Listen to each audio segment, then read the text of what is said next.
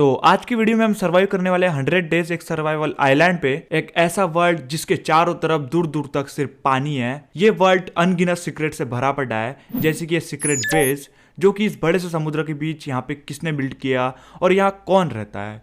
उसके बाद ये फ्लोटिंग आइलैंड जो कि दिखने में बहुत ही ज्यादा ब्यूटीफुल है, और इस फ्लोटिंग आइलैंड के ऊपर एक मिस्टीरियस क्लाउड है जिसके अंदर कोई तो खतरनाक मिस्ट्री छुपी हुई है। सो इन 100 डेज में हमें माइनक्राफ्ट को बीट कर इन सारे सीक्रेट्स को एक्सप्लोर करना है, एंड उसके बाद इस छोटे से आइलैंड को कन्वर्ट करना एक बड़े से एम्पायर में, जिसे देखकर तुम लोगों को मजे आ जाएंगे। सो अपने आइलैंड पे स्पॉन होती मुझे सबसे पहले मिल जाती है एक चेस्ट जिसके अंदर होती है एक बुक, एंड इस बुक में इस आइलैंड के बारे में बहुत सारी डिटेल्स थी, एंड साथ ही साथ इसमें कुछ चैलेंज भी लिखे हुए थे। अपने छोटे से आइलैंड पे एक ट्री भी होता है, तो मैं फटाफट से वहां से वुड कलेक्ट कर लेता हूँ, एंड एक वुड की पिकैक्स क्राफ्ट करके बहुत सारे स्टोन कलेक्ट करके अपने लिए क्राफ्ट कर लेता हूँ स्टोन के बेसिक टूल्स। उसी जगह पे मुझे कुछ कोल भी दिखाई देता है, तो मैं लगे हाथों वहां से बहुत सारा कोल भी कलेक्ट कर लेता हूँ। अपने आइलैंड पे बहुत सारा ग्रास था, तो मैं फटाफट से उनको कट करता हूँ एंड उनकी मदद से कलेक्ट कर लेता हूँ बहुत सारे सीड्स, एंड फिर यहाँ से थोड़ी डर्ट क्लियर करके मैं अपने लिए एक छोटा सा व्हीट फार्म बिल्ड कर लेता हूँ। यहाँ पे कुछ शुगर केन्स भी होते हैं, तो मैं उन्हें भी कट करके फिर से रिप्लांट कर देता हूँ, एंड साथ ही ट्री की सैपलिंग्स भी। फिर मैं अपने माइंड को थोड़ा मॉडिफाई करता हूँ, एंड साथ ही इसमें कुछ स्टेयर्स भी लगाता हूँ ताकि हमें ट्रैवल करने में बहुत ज़्यादा आसानी हो, एंड ऐसा करते वक्त मुझे कुछ आयरन भी मिल जाता है। इतना सारा काम करके हमारा हंगर बार बहुत ज़्यादा लो हो गया था, एंड अपने पास कोई फूड सोर्स भी नहीं था, इसलिए मैं ओशन से बहुत सारा केल्प कलेक्ट कर लेता हूँ, एंड फिर उन्हें कुक करके अपने हंगर बार को बढ़ाता हूँ। अब अपने पास कुछ आयरन भी था जिन्हें स्मेल्ट करके मैं क्राफ्ट कर लेता हूँ एक शील्ड, और साथ ही साथ एक आयरन की पिकैक्स भी। और इन कुक्ड केल्प से हमारा काम नहीं चल रहा था, इसलिए मैं सीधा निकल जाता हूँ ओशन में बहुत सारी फिशेस कलेक्ट करने के लिए। एंड फिश कलेक्ट करते करते मैं पहुंच जाता हूँ एक शिपरेक पे, एंड वहां से मुझे मिल जाती है पहली चेस्ट में बहुत सारे आयरन्स एंड कुछ लैपिज, एंड दूसरे चेस्ट में तो कचरा होता है, एंड थर्ड चेस्ट में कुछ कैरेट्स और पंपकिन मिल जाते हैं। फिर मैं पहुंच जाता हूँ एक और शिपरेक के पास, एंड यहाँ से तो मुझे बहुत इपिक लूट मिलती है। पहली चेस्ट में मुझे मिल जाता है एक डायमंड, एंड साथ ही साथ कुछ आयरन इंगट और कुछ एमरल्ड्स भी। सेकंड चेस्ट में बहुत सारे फूड सोर्स होते हैं जैसे कि wheat, carrot and potatoes, and उन्हीं के साथ कुछ कोल और गन पाउडर भी। फिर मैं अपने बेस पे वापस आके अपनी सारी लूट को अपने चेस्ट में रख देता हूँ, एंड मिले हुए व्हीट की मदद से मैं क्राफ्ट कर लेता हूँ कुछ ब्रेड्स, एंड बहुत दिनों बाद हमें कुछ ढंग का खाना मिला है। एंड फिर उसके बाद हमें जितनी भी फिश मिली थी उन्हें भी मैं कुक होने के लिए रख देता हूँ। जब तक अपनी फिश कुक हो रही थी मैं थोड़ा वुड कलेक्ट कर लेता हूँ, एंड अपनी फिश कुक हो जाने के बाद मैं सीधा निकल जाता हूँ अपने माइंड को एक्सप्लोर करने के लिए। एंड मैं पहले ही बता दूँ, ये एक कस्टम केव है जो कि इस मैप के क्रिएटर ने बनाई है, तो हमें इसमें बहुत सारे सरप्राइजेस मिलने वाले हैं। माइंड में एंटर करते मुझे कुछ ज़ॉम्बीज के साथ एक ज़ॉम्बी विलेजर भी मिल जाता है, इसलिए मैं फटाफट से अपने माइंड से बाहर आता हूँ और एक बोट क्राफ्ट करके उसमें अपने ज़ॉम्बी विलेजर को कैप्चर कर लेता हूँ। इन फ्यूचर हम इस बंदे को बड़े आसानी से विलेजर में कन्वर्ट कर सकते हैं। माइंड को एक्सप्लोर करने के साथ ही मैं इस केव को लाइट अप भी कर रहा था ताकि यहाँ पे कोई भी ज़ॉम्बी स्पॉन ना हो, एंड ये केव आयरन ओर और कोल ओर से भरी पड़ी थी, तो मैं साथ ही साथ यहाँ से बहुत सारे रिसोर्सेज भी कलेक्ट कर लेता हूँ। इस केव में माइनशाफ्ट का हिस्सा भी था, बट ये माइनशाफ्ट शुरू होते ही खत्म हो गई। बट यहाँ पे कुछ कार्ड पंपकिन रखे थे जिन्हें मैं कलेक्ट कर लेता हूँ, एंड यहाँ पे कुछ आयरन भी होते हैं तो उन्हें भी मैं कलेक्ट कर लेता हूँ। और ये केव इतनी बड़ी है कि खत्म होने का नाम ही नहीं ले रही है, क्योंकि इस केव को बहुत सारे हिस्सों में स्प्लिट किया गया है। तो इस केव को पूरा लूटने के लिए, पूरा एक्सप्लोर करने के लिए हमें बहुत सारे डेज लग जाएंगे, इसलिए हमें इस केव को थोड़ा थोड़ा करके एक्सप्लोर करना पड़ेगा। इस केव में कुछ स्पाइडर भी स्पॉन हो रही थी जिन्हें मार के मुझे मिल जाती है कुछ स्ट्रिंग्स, एंड इनकी मदद से हम इन फ्यूचर अपने लिए एक बेड बना सकेंगे। एंड उसके बाद यहाँ पे कुछ मशरूम भी होते हैं जिन्हें मैं कलेक्ट कर लेता हूँ।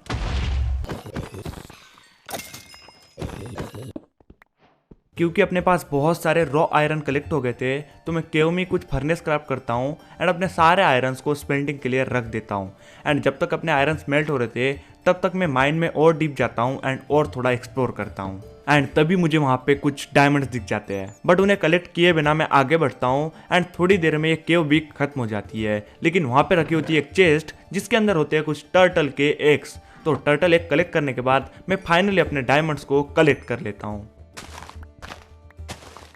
अपने सारे आयरन्स भी स्मेल्ट हो जाते हैं, तो मैं उन सारे आयरन को कलेक्ट करता हूँ, एंड उन आयरन की मदद से मैं क्राफ्ट करता हूँ आयरन का फुल सेट आर्मर, और साथ ही कुछ आयरन के टूल्स भी। एंड इसी के साथ हम एक लंबी माइनिंग ट्रिप से अपने आइलैंड पे वापिस आ जाते हैं। बट अभी भी हम उस केव को पूरी तरह लूट नहीं पाए, इसलिए हमें कुछ दिनों बाद फिर से उस केव को एक्सप्लोर करने जाना पड़ेगा। फिर मैं अपने फार्म्स पे काम करता हूँ। सबसे पहले तो मैं वुड कलेक्ट कर लेता हूँ एंड अपने सारे शुगर केन भी ग्रो हो गए थे तो उन्हें भी कट करके मैं फिर से रिप्लांट कर देता हूँ एंड अपने वीट फार्म से बहुत सारा वीट कलेक्ट करके उनके सीड को भी फिर से रिप्लांट कर देता हूँ एंड मिले हुए वीट की मदद से मैं क्राफ्ट कर लेता हूँ बहुत सारी ब्रेड्स। फिर मैं अपने केव से लावा कलेक्ट करके लाता हूँ एंड उसकी मदद से बना लेता हूँ एक स्टोन जनरेटर एंड फिर अपने स्टोन जनरेटर पे बहुत देर तक एफके करके बहुत सारा कॉबलस्टोन कलेक्ट कर लेता हूँ।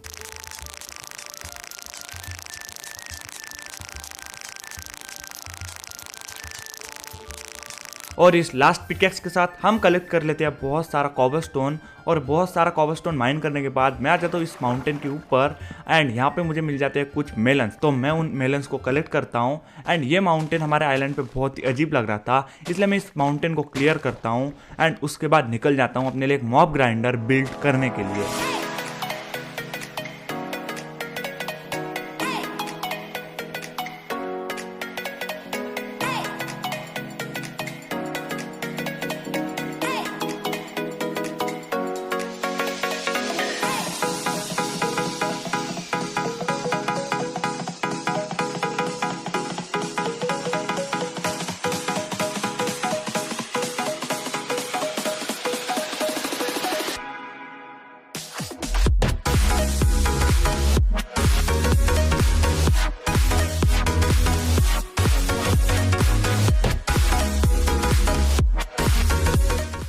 सो अपना मॉब ग्राइंडर बनके रेडी है, लेकिन हर बार की तरह इस बार भी इसमें घंटा कुछ स्पॉन नहीं होता और फिर मुझे पता चलता है कि मैं अपने मॉब ग्राइंडर में ट्रैप डोर ही लगाना भूल गया, तो कहां से मॉब स्पॉन होंगे। अबे साले। इसलिए मैं एक बार फिर से अपने मॉब ग्राइंडर में आता हूँ एंड अपने सारे ट्रैप डोर्स को लगा देता हूँ एंड अब अपना मॉब ग्राइंडर अच्छे से वर्क कर रहा था।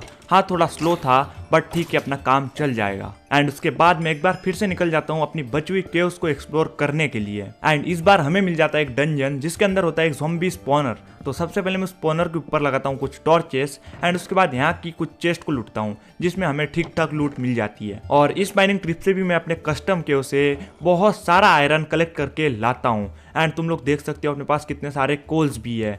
एंड थोड़ी देर के लिए तो मुझे ऐसा लग रहा था कि इस मैप के क्रिएटर ने इस केव में बहुत सारे रिसोर्सेज भर के रखे हैं और फिर अपने इतने सारे फर्नेसेस की मदद से मैं इन सारे रॉ आयरन्स को स्मेल्ट कर लेता हूँ। फिर मैं अपने माइन के पूरे रास्ते पर स्टेयर्स लगाता हूँ ताकि हमें केव में आने जाने में थोड़ी आसानी हो एंड जब तक अपने सारा आयरन एंड गोल्ड भी स्मेल्ट हो जाता है।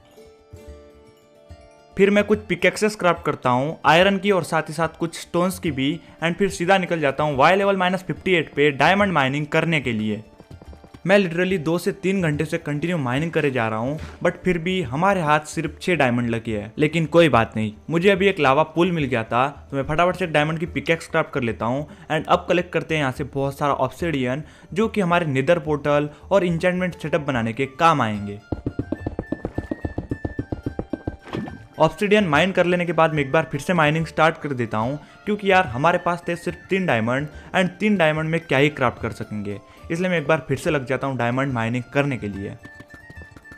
एंड इतना ज़्यादा ग्राइंड करने के बाद हमें इस बार भी सिर्फ 13 डायमंड्स के साथ अपने आइलैंड पे वापस लौटना पड़ता है। अपने आइलैंड पे वापस आके मैं फिर से वही छोटे मोटे काम करता हूँ जैसे कि जितने भी क्रॉप्स ग्रो हो गए उनको कट करके फिर से रिप्लांट करना और थोड़ा बहुत वुड कलेक्ट करना। फिर मैं अपने ज़ॉम्बी प्लस एक्सपी फार्म पे जाता हूँ एंड वहाँ पे जाके मुझे दिखाई देता है कि अपने फार्म में एक ज़ॉम्बी विलेजर स्पॉन हो गया था।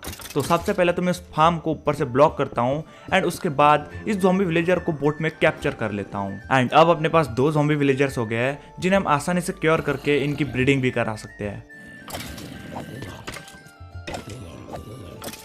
हम लोगों के पास इनफ स्ट्रिंग्स भी कलेक्ट हो जाते हैं जिनकी मदद से मैं क्राफ्ट कर लेता हूँ कुछ वुल एंड फिर बना लेते हैं हम अपने लिए एक बेड एंड फिर फाइनली मैं एक नेदर पोर्टल बिल्ड करके अपने लिए गोल्ड का बूट क्राफ्ट करके निकल जाता हूँ नेदर में। एंड इस बार भी हमें ठीक ठाक ही स्पॉन मिला था। अपना स्पॉन पॉइंट चेक करके मैं अपने ओवरवर्ल्ड में वापस आ जाता हूँ एंड अपने पास जितने भी डायमंड होते हैं उनकी मदद से मैं क्राफ्ट कर लेता हूँ सबसे पहले एक डायमंड की स्वॉर्ड एंड बचे हुए डायमंड की मदद से एक डायमंड की चेस्ट प्लेट और एक डायमंड की लेगिंग्स एंड उसके बाद निकल जाता हूँ नेदर में वापस। और अब चाहिए हमें एक नेदर फोर्ट्रेस, तो चलते हैं एंड ढूंढते हैं। सो फाइनली बहुत ज़्यादा ट्रैवल करने के बाद हमें एक नेदर फोर्ट्रेस मिल जाता है, तो फटाफट से स्टार्ट कर देते वो काम जिसके लिए हम इस नेदर फोर्ट्रेस में आए थे एंड कलेक्ट करते हैं बहुत सारी ब्लेज रॉड्स।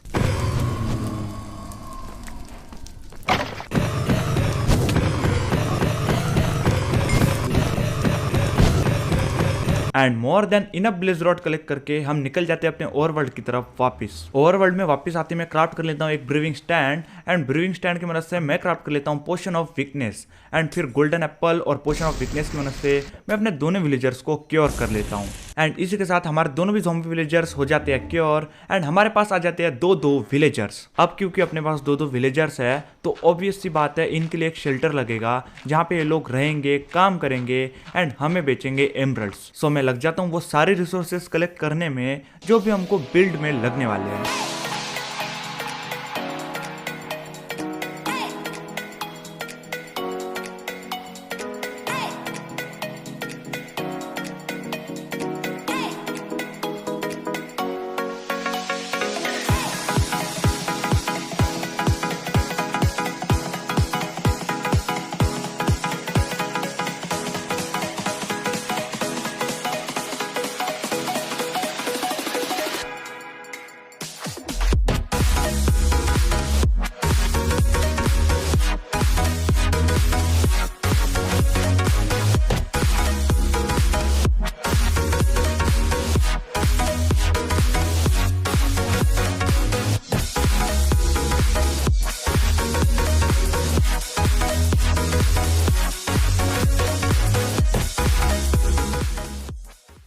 अपने विलेजर्स का एक छोटा सा विलेज बन के रेडी था, एंड जॉब ब्लॉक्स की मदद से मैं अपने दोनों विलेजर को इस विलेज के एक छोटे से घर में ट्रांसफर कर देता हूँ। बट अनलकीली हम इनकी ब्रीडिंग नहीं करा सकते क्योंकि अपने पास बेड क्राफ्ट करने के लिए वुल नहीं है। फिर मैं बिना टाइम वेस्ट किए सीधा निकल जाता हूँ उन हिडन आइलैंड्स को ढूंढने के लिए, ताकि हम वहां पे पहुंच के उन आइलैंड्स की मिस्ट्रीज को सॉल्व कर सके। लेकिन बहुत ज्यादा एक्सप्लोर करने के बावजूद भी हमें कोई आइलैंड नहीं मिलता, बट मुझे एक शिप ट्रेक मिल जाती है तो मैं उसे लूट लेता हूँ एंड उसे लूट कर अपने बेस पे हार मान के वापिस आ जाता हूँ। लेकिन नेक्स्ट डे को मैं पूरी तैयारी करके एक बार फिर से निकल जाता हूँ उन आइलैंड्स को फाइंड करने के लिए, एंड इस बार मैं एक डायगोनल डायरेक्शन में जा रहा था। एंड फाइनली बहुत ज्यादा ट्रैवल करने के बाद हमें अपना फ्लाइंग आइलैंड मिल ही जाता है। एंड तुम लोग भी देखो ये कितना ज़्यादा कूल लग रहा है। ये आइलैंड भी बिल्कुल नॉर्मल था, बस इस आइलैंड पे एक कस्टम ट्री बना हुआ था जिसे मैं चॉप कर लेता हूँ, क्योंकि जैसे कि मैंने तुम लोगों को वीडियो के स्टार्टिंग में बता दिया था कि इस आइलैंड के ऊपर एक मिस्टीरियस क्लाउड है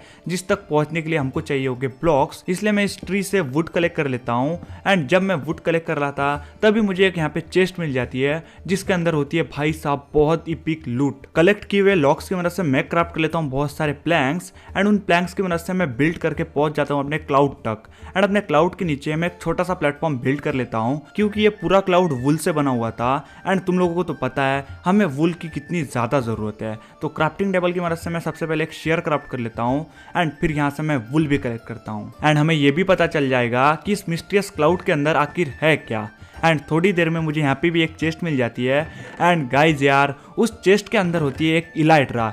लिटरली हमें एंडर ड्रैगन को डिफीट किए बिना ही एक इलाइट्रा मिल जाती है, वो भी ओवर वर्ल्ड के अंदर। तो इससे भी खतरनाक चीज़ और क्या ही हो सकती है। फिर मैं अपने बचे हुए वुल को कलेक्ट करता हूँ एंड फिर इस आइलैंड से निकलता हूँ।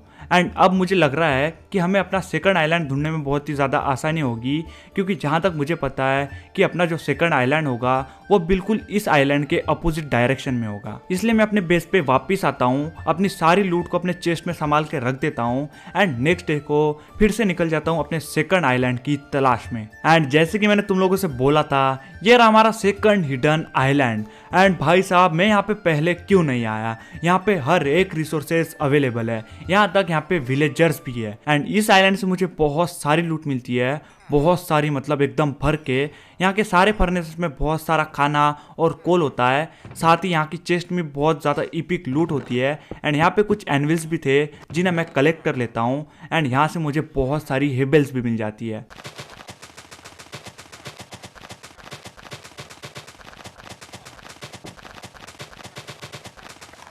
इतनी सारी और इतनी इपिक लूट लेकर मैं अपने बेस की तरफ वापस निकल जाता हूँ। उस आइलैंड से हमें इपिक लूट के साथ मोस्टली बहुत सारा खाना मिला था। एंड तुम लोग ऐसा भी बोल सकते हो कि वो आइलैंड पूरा फूड सोर्स से भरा पड़ा था। कुछ फ्लेचिंग टेबल्स क्राफ्ट करके मैं सीधा निकल जाता हूँ अपने विलेजर्स के पास, एंड स्टिक के बदले में मैं उनसे बहुत सारे एमरल्ड्स की ट्रेडिंग करता हूँ। अपने विलेजर से ट्रेडिंग करने के बाद मैं कुछ आयरन की पिकैक्स क्राफ्ट करता हूँ, एंड एक बार फिर से निकल जाता हूँ मैं वाई लेवल -58 पे डायमंड माइनिंग करने के लिए। एंड आई होप कि हमें इस बार तो एटलीस्ट बहुत सारे डायमंड्स मिल जाए।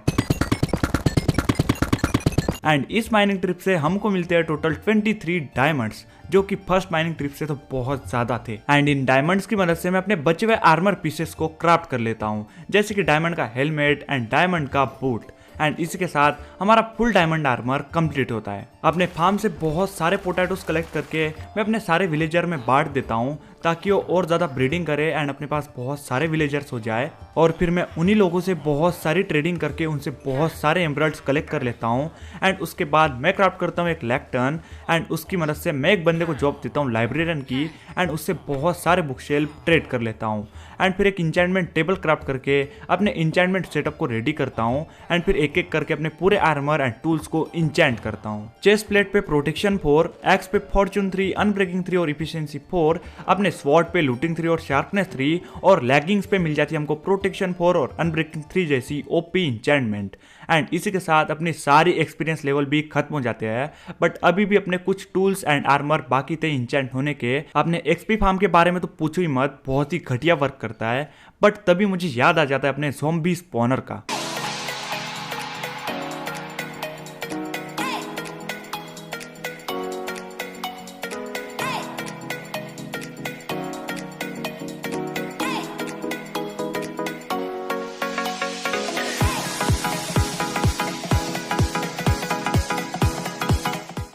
एंड ये रेडी हो गया अपना बेसिक सा spawner XP farm. I know ये भी फार्म थोड़ा स्लो है, बट अपने मॉब ग्राइंडर से तो कई गुना अच्छा है।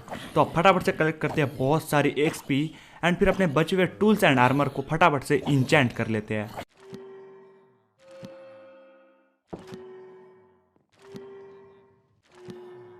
क्योंकि अब अपने पास सिल्क टच था, तो मैं एक बार फिर से अपने सेकंड वाले आइलैंड पे आ जाता हूँ, एंड यहाँ से कलेक्ट करता हूँ मैं बहुत सारे ग्रास ब्लॉक, क्योंकि अपने विलेज में बस इन्हीं की कमी थी। एंड इनमें से कुछ ग्रास ब्लॉक्स को मैं अपने विलेज में लगा भी देता हूँ, ताकि अपने पूरे विलेज में ग्रास स्प्रेड हो जाए। हम इस फुल इंचेंटेड डायमंड आर्मर में बहुत ज़्यादा पावरफुल तो हो गए थे, बट ऐसे पावरफुल बनने का कोई फायदा नहीं था, क्योंकि इतना पावरफुल होने के बावजूद भी अपने पास रहने के लिए एक घर तक नहीं था। तो अब बारी अपने लिए एक बेस बिल्ड करने की, जिसके लिए हमको चाहिए होगी बहुत सारे would, tip slate and quartz block. अपने पास वुड एंड टिप स्लेट भर के पड़ा था, बट हमारे पास कोई भी क्वार्ट्ज नहीं था। इसलिए नेक्स्ट डे को मैं सबसे पहले अपने लाइब्रेरियन से खरीदता हूँ एक फॉर्चून 3 की बुक, एंड उसे अप्लाई कर देता हूँ अपने पिकैक्स में। एंड फिर मैं सीधा निकल जाता हूँ नेदर में, एंड वहाँ जाके कलेक्ट करता हूँ बहुत सारे क्वार्ट्ज।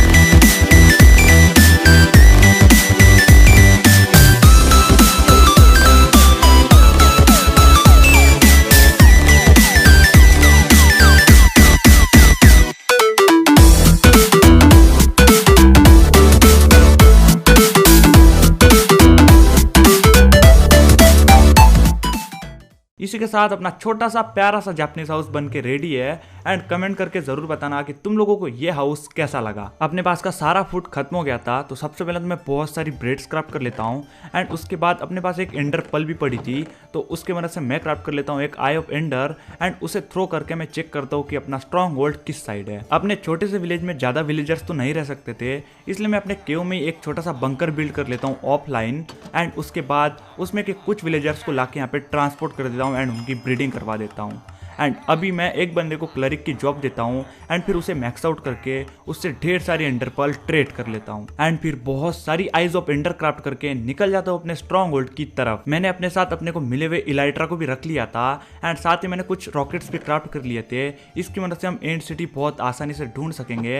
एंड तुम लोग सोच रहे होंगे जब अपने पास ऑलरेडी इलाइट्रा है तो फिर एंड सिटी ढूंढने की क्या जरूरत है। सो एंड सिटी से हमको बहुत सारी लूट भी मिलेगी एंड साथ ही मुझे एंड सिटी का कुछ काम भी है जो कि तुम लोगों को आगे पता चल जाएगा। अपने स्ट्रॉन्ग होल्ड में पहुंच के मैं अपने एंड पोर्टल को एक्टिवेट कर लेता हूँ एंड निकल जाता हूँ फिर एंड में।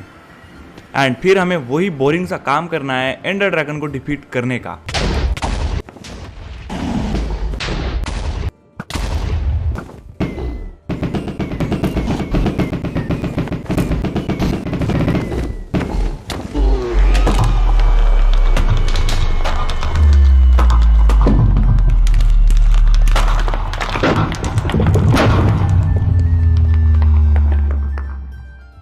इस एंडर ड्रैगन को डिफीट करने के बाद मैं यहाँ की सारी एक्सपी को कलेक्ट करता हूँ। उसके बाद मैं एंडर ड्रैगन के एक को कलेक्ट करके सीधा निकल जाता हूँ एंड गेटवे से एंड सिटी की तलाश में। क्योंकि अपने पास ऑलरेडी एक इलाइट्रा थी तो इसकी मदद से एंड सिटी ढूंढना काफी इजी हो जाता है एंड हमें एक एंड सिटी मिल भी जाती है जिसके अंदर एंड सिटी शिप भी थी। तो सबसे पहले तो मैं अपने लिए एक सेकंड इलाइट्रा कलेक्ट करता हूँ एंड उसके बाद बची हुई एंड सिटी को लूटता हूँ। सो ये रहे हमारे इंस्टेंट हेल्थ के पोशन एंड ये गया अपना शल्कर बॉक्स। एंड पहली चेस्ट में तो इतनी खास लूट नहीं होती लेकिन सेकंड चेस्ट भरी होती है पूरी डायमंड से एंड इसमें एक डायमंड की पिकेक्स भी थी जिसमें इफिशिएंसी 5 और फॉर्च्यून 3 लगी हुई थी। एंड लास्ट में यह रहा हमारा प्यारा सा इलाइट्रा एंड फिर मैं अपने एंड सिटी में लूट मचाता हूँ। यहाँ एक एंडर चेस्ट भी थी तो उसमें मैं अपनी सारी लूट को रख देता हूँ संभाल के एंड क्योंकि अपने पिकेक्स में सिल्क टच भी लगी हुई थी तो हम इस एंडर चेस्ट को बड़े आसानी से कैरी कर सकते हैं। एंड पूरी तरह से एंड सिटी को लूटने के बाद मैं वो काम करता हूँ जिसके लिए मैं यहाँ पे एक्चुअल में आया था।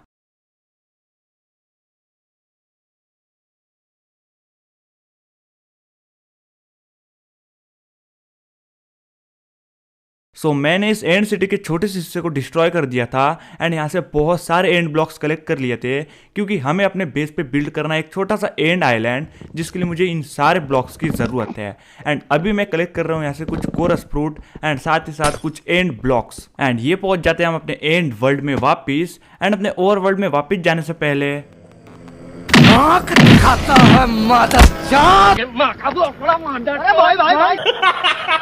है इसी के साथ हम अपने ओवर वर्ल्ड में वापस आ जाते हैं एंड यहाँ पे नाइट हो रही थी तो सबसे पहले मैं सो के डे कर लेता हूँ एंड ये रहे अपने वो सारे रिसोर्सेज जिसकी मदद से हम अपना छोटा सा एंड आइलैंड बिल्ड करेंगे।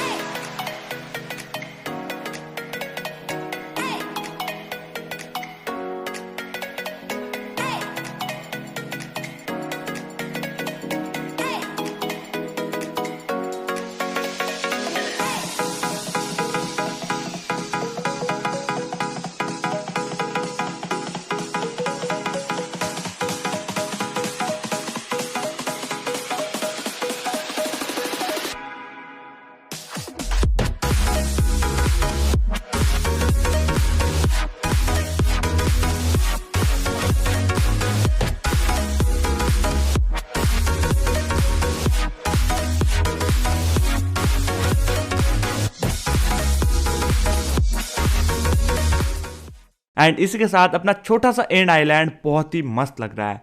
एंड अभी तो हमको ऐसी बहुत सारे बेस बिल्ड करना है छोटे छोटे एंड अपने बेस को सबसे इपिक बेस बनाना है। सो अब क्योंकि अपने पास बहुत सारी एक्सपी थी जो कि हमको एंडर ड्रैगन को डिफीट करने के बाद मिली थी तो अपने पास जितने भी टूल्स में अच्छी इंचैंटमेंट नहीं मिली थी उनको मैं फिर से डिसइंचैंट करके इंचैंट कर लेता हूँ। फिर मैं अपने इस आइलैंड के बीच वाले फूड फार्म को रिमूव कर देता हूँ क्योंकि अपने आइलैंड के बीच बहुत ही गंदा लग रहा था एंड वैसे भी हमारे पास बहुत सारा फूड है तो हमें इसकी अभी ज़रूरत नहीं है। एंड फिर मैं अपने केव में चले जाता हूँ एंड वहाँ पे मुझे जितने भी डर्ट ब्लॉक्स मिलते हैं उनको मैं अपने शवल की मदद से कलेक्ट कर लेता हूँ। एंड मैंने इतने सारे डर्ट ब्लॉक्स कलेक्ट करके लाए थे एंड फिर मैं अपने केव में ही 2 छोटे छोटे melon and pumpkin farm build कर लेता हूँ। सो अब हमें अपने ओवर वर्ल्ड में बिल्ड करना था अपना सेकंड आइलैंड जो कि था नेदर आइलैंड। तो मैं सीधा निकल के आ जाता हूँ नेदर में एंड अब यहाँ से कलेक्ट करते हैं बहुत सारे रिसोर्सेस एंड बहुत सारे बिल्डिंग ब्लॉक्स एंड फिर चलते हैं अपने ओवर वर्ल्ड में वापिस एंड बिल्ड करते हैं अपने लिए एक नेदर आइलैंड।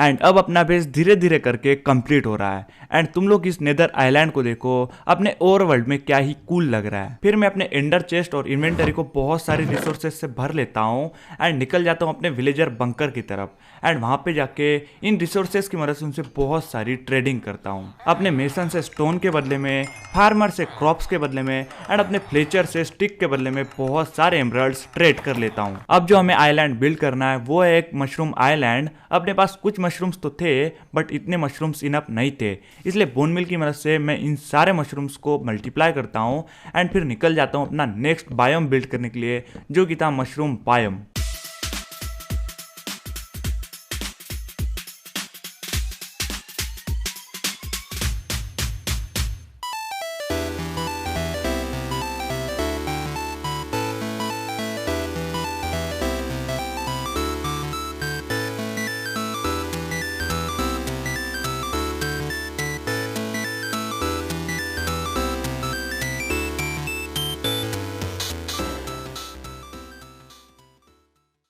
जब मैं अपने मशरूम आइलैंड को बिल्ड कर रहा था तभी अपने बेस पे एक वंडरिंग ट्रेडर स्पॉन हो जाता है। एंड तुम लोग सोच रहे होंगे कि इसके लैमास कहाँ हैं, तो इसके लैमास अपने एक्सपी फार्म के ऊपर इंजॉय कर रहे हैं। एंड ये बंदा बेच रहा था अपने को अकेशिया की सैपलिंग, तो मैं इससे ढेर सारी अकेशिया की सैपलिंग खरीद लेता हूँ एंड फिर बोन मिल की मदद से मैं इस अकेशिया की सैपलिंग को ग्रो करता हूँ। एंड इस अकेशिया के ट्री से मैं और भी बहुत सारी सैपलिंग्स कलेक्ट कर लेता हूँ। एंड जैसे कि तुम लोग देख सकते हो अब अपने पास अकेशिया की टोटल 44 सैपलिंग्स है एंड कुछ तो मैंने अपने चेस्ट में भी रख दी थी संभाल के। एंड अपने जापानीज हाउस वाले आइलैंड पे जितने भी नॉर्मल ट्रीज लगे थे उन सबको मैं रिप्लेस कर देता हूँ इस अकेशिया ट्री से। एंड लगे हाथ तो मैं अपने विलेज में भी कुछ ट्रीज को प्लांट कर देता हूँ। अपनी शवल कहीं तो गुम हो गई थी, इसलिए मैं एक न्यू शवल क्राफ्ट कर लेता हूँ एंड उसे इंचेंट कर लेता हूँ। एंड अपने पिकेक्स की हालत भी बहुत ज्यादा खराब हो गई थी, इसलिए मैं एक न्यू पिकेक्स क्राफ्ट करता हूँ एंड अपने पुराने पिकेक्स के साथ उसे कंबाइन करके रिपेयर कर लेता हूँ। हमें अपने बेस पे एक बड़ा सा food farm and tree farm भी बिल्ड करना पड़ेगा, क्योंकि हम इतना बड़ा बेस बिल्ड कर रहे हैं एंड उसमें अगर बेसिक से फार्म नहीं होंगे तो इतना बड़ा बेस बना के क्या फायदा। अपना एक्सपी फार्म तो किसी काम का है ही नहीं, बट ये जो आइलैंड है ये भी बहुत ही ज्यादा नॉर्मल लग रहा है, इसलिए हमें इसे भी ट्रांसफॉर्म करना पड़ेगा। इसलिए मैं निकल जाता हूँ केव में बहुत सारी रिसोर्सेस कलेक्ट करने के लिए एंड फिर इस आइलैंड को ट्रांसफॉर्म करता हूँ एंड साथ ही साथ अपने लिए बिल्ड करता हूँ एक food farm and tree farm.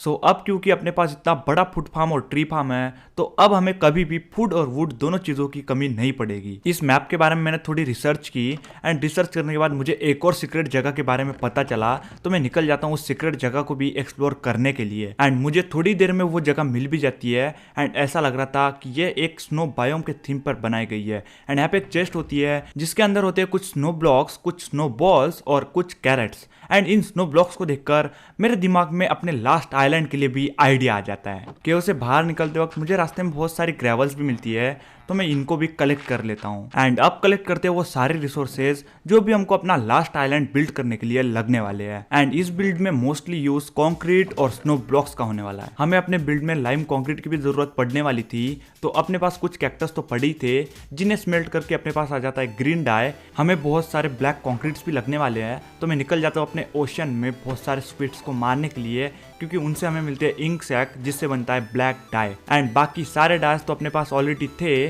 क्योंकि स्टार्टिंग में हमको अपने आइलैंड से बहुत सारे फ्लावर्स मिल गए थे। इसलिए फिर मैं एक एक करके अपने को लगने वाले सारे कंक्रीट पाउडर को क्राफ्ट कर लेता हूँ एंड फिर उन कंक्रीट पाउडर को कन्वर्ट कर देता हूँ कंक्रीट में। एंड अब बस लास्ट आइटम बचते हैं जो कि है बहुत सारे स्नो ब्लॉक्स। तो मैं स्पॉन करता हूँ एक स्नो गोलेम को एंड उसकी मदद से मैं कलेक्ट करता हूँ बहुत सारे snow balls and snow ball की मदद से हम इजीली क्राफ्ट कर सकेंगे बहुत सारे स्नो ब्लॉक्स। एंड ये कलेक्ट कर लिए हमने इस बिल्ड के सारे रिसोर्सेस।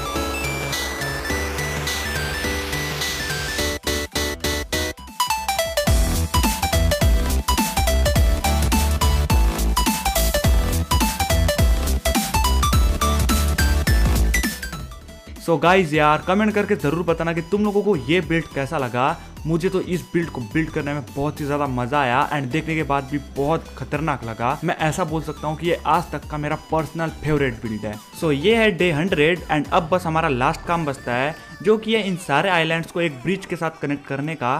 तो मैं फटाफट से एक एक करके इन सारे आइलैंड्स को एक एक ब्रिज के साथ कनेक्ट कर देता हूँ। एंड गाइज यार इसी के साथ हमने सर्वाइव कर लिया था 100 डेज इस छोटे से आइलैंड पे भी। एंड अगर तुम लोग इस वीडियो को यहाँ तक देख रहे हो तो कमेंट सेक्शन में जाके ऑरेंज हार्ट स्पैम कर देना ताकि मुझे पता चले कि तुम लोग इस वीडियो को लास्ट तक देखते हो। एंड भाई साहब तुम लोगों ने पिछली वीडियो में क्या ही प्यार दिखाया है, उस वीडियो का कमेंट सेक्शन पूरा रेड हार्ट से भरा पड़ा है। तो थैंक यू सो मच इतना सारा प्यार देने के लिए। सो मैं मिलता हूँ तुम लोगों से अगली वीडियो में, तब तक के लिए bye bye and peace out.